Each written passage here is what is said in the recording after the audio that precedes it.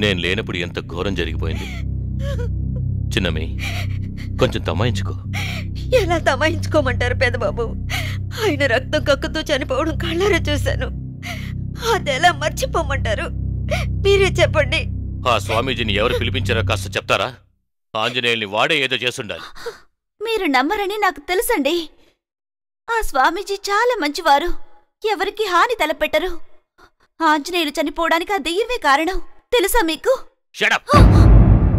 మాట అంటే ఎందుకే దెయ్యం దెయ్యని బుర్ర ముత్తుకుంటున్నావు? ఆ దెయ్యం ఎక్కడుందో ఒకసారి చూపించు, నేను చూస్తాను. పెదబాబు, అమ్మగారు చెప్పేది నిజమే. ఈ ఇంట్లో దెయ్యం ఉందయ్యా. చిన్నమ్మి, అన్నయ్య, ఈ ఇంట్లో దయ్యం ఉందన్నయ్య. నేను నాకే తెలియకుండా సమాధి వరకు వెళ్ళిపోయాను. ఆ రోజు ఆంజనేయులు లేకపోయింటే ఈ రోజు నువ్వు నన్ను చూసుండేవాడివి కావు. ఏమంటున్నావురా? తను చెప్పేది నిజమే బావా. ఆ దయ్యం ఒక్కొక్కరిని ఒక్కొక్క రకంగా టార్చర్ పెట్టింది. ముఖ్యంగా అక్కని బాగా ఇబ్బంది పెట్టింది. ఆయన ఎవరిని నమ్మరు నందిని.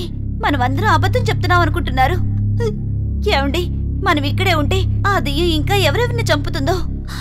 ప్లీజ్, మనం ఇక్కడి నుంచి వెళ్ళిపోదామండి, ప్లీజ్. అవును పెదబాబు, ఇక్కడుండే ప్రతి క్షణం ఆయన్ని మర్చిపోలేక చిత్రవద అనుభవిస్తున్నాను. ఆయనే ఇంట్లో లేనప్పుడు ఇక నాకిక్కడ ఏం పని చెప్పండి? దయచేసి నన్ను పంపించేయండి పెదబాబు. నేను మా పుట్టింటికి వెళ్ళిపోతాను. చిన్నమ్మి, నువ్వెక్కడికి వెళ్ళకలేదు. ఏ సమస్య వచ్చినా నేనున్నానుగా, నేను చూసుకుంటాను. నువ్విక్కడే ఉండు. నన్ను క్షమించండి అయ్యగారు, నేను వెళ్ళిపోతాను. సరే చిన్నమ్మి, నీ ఇష్టం వచ్చినట్టు చెయ్యి. నువ్వెక్కడున్నా సంతోషంగా ఉండాలి.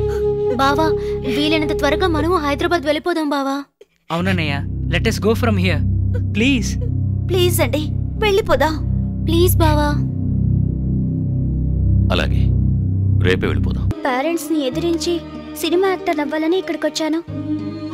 అవకాశాల కోసం ఎంతో తిరిగాను, కానీ నా ఆశ నెరవేరలేదు. మళ్ళీ అమ్మా నాన్న దగ్గరికి వెళ్ళడానికి మొహం చెల్లలేదు. అవకాశాల కోసం